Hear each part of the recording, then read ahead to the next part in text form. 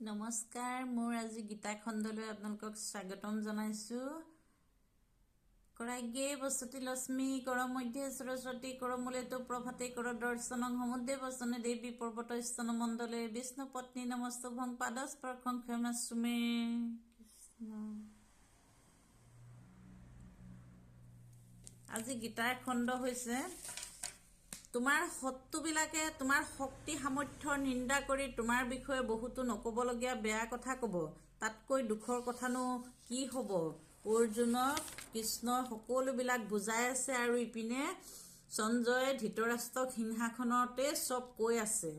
আপোনালোকে আজি খণ্ডটো শুনকচোন এইখিনিকে তোমাৰ সাক্ষাৰ মতে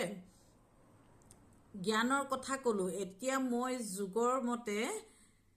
কথা কম জ্ঞানৰ কথা কৈ হৈছে হে পাৰ্থ হে জ্ঞানৰ সৈতে কৰ্মত পবিত্ৰ হলে তুমি কৰ্মৰ বন্ধনৰ পৰা হাত সাৰি থাকিব পাৰিবা কৃষ্ণই অৰ্জুনক বুজাই আছে সকলোবিলাক কৈ আছে আপোনালোকক মই কৈ আছো সকলোবিলাক শুনকচোন হে বন্ধু বান্ধৱীসকল মোৰ গীতাৰ কথাবিলাক আপোনালোকে ভাগ লৈ থাকক এই বুদ্ধি যুগত যিখিনি কামৰ অনুশীলনী কৰা হয় সি অথলে নাযায় অথবা তাৰ হ্ৰাসো নঘটে এই ধৰ্মৰ অলপ অগ্ৰসৰে বিৰাট ভয়ৰ পৰা ত্ৰাণ পাব পাৰে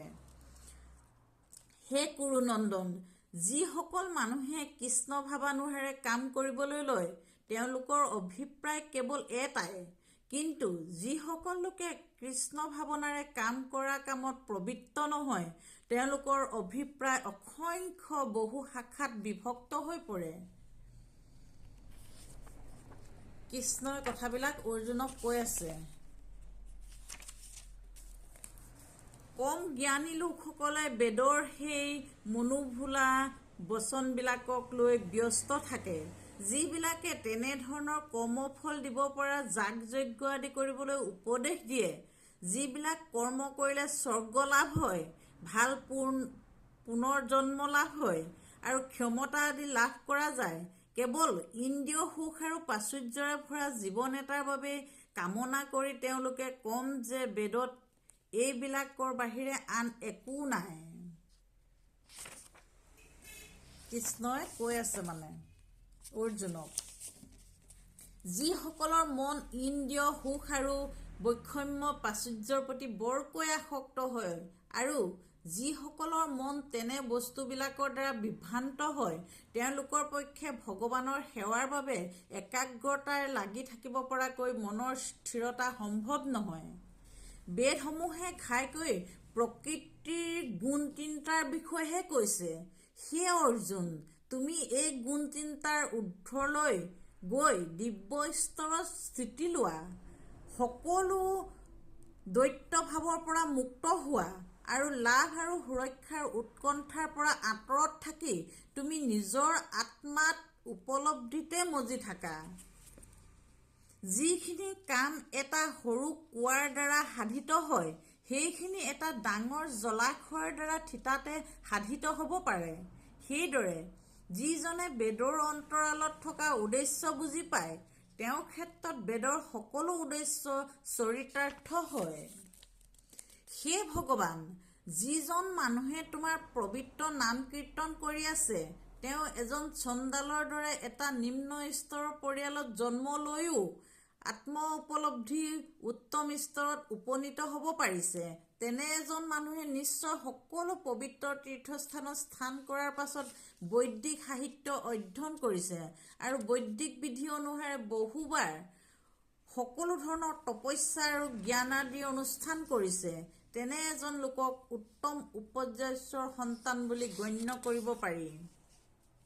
কেৱল শাস্ত্ৰবিহিত কৰ্মসমূহৰ কৰি যোৱাৰ বাবেহে তোমাক অধিকাৰ আছে কিন্তু সেই কৰ্মৰ ফলৰ ওপৰত তোমাৰ অধিকাৰ কেতিয়াও নাথাকে তুমি কেতিয়াও নিজকে তুমি কৰা কৰ্মসমূহৰ ফলৰ কাৰণ বুলি নাভাবিবা আৰু কেতিয়াও তুমি তোমাৰ কৰ্তব্য নকৰাকৈ থকা অৱস্থাৰ প্ৰতি আসক্ত নহবা হে অৰ্জুন তুমি সিদ্ধি আৰু অসিদ্ধিৰ প্ৰতি আসক্তি পৰিহাৰ কৰি অবিচলিতভাৱে কামবিলাক কৰি যোৱা এনে সমান মনোভাৱ পোষণ কৰিব পৰা অৱস্থাটোকে যোগ বুলি কোৱা হয় যুগ বুলি কাক কোৱা হয়? অৰ্জুনক কৃষ্ণই বুজাই আছে। হে ধনঞ্জয়, কৃষ্ণ ভাৱনাৰে কোৱা আধ্যাত্মিক সেৱাৰ সহায়ত আন ঘূৰ্ণীয় কৰ্মসমূহৰ দূৰতে থাকিবলৈ দিয়া আৰু সেই কৃষ্ণ ভাৱনাৰে নিজকে ভগৱানৰ ওপৰত সঁপি দিয়া। যিসকলে নিজৰ কৰা কামৰ ফল ভোগ কৰিবলৈ ইচ্ছা কৰে তেওঁলোক কৃপণ। কৃষ্ণই কৈছে অৰ্জুনক, তেওঁলোক কৃপণ বুলি কৈছে, যিসকলে কামৰ লগে লগে বিচাৰে ফলটো। যিজন মানুহে কেৱল ভক্তি ভৰা সেৱাৰ নিমিত্তে কামৰ প্ৰবৃত্ত হয় তেওঁ এই জন্মতে কৰ্মৰ সকলো ভাল ফল পৰা নিষ্কৃত পাব পাৰে। গতিকে যোগত প্ৰবৃত্ত হ'বলৈ চেষ্টা কৰা যোগেই হ'ল সকলো কাম কৰাৰ আচল কৌশল।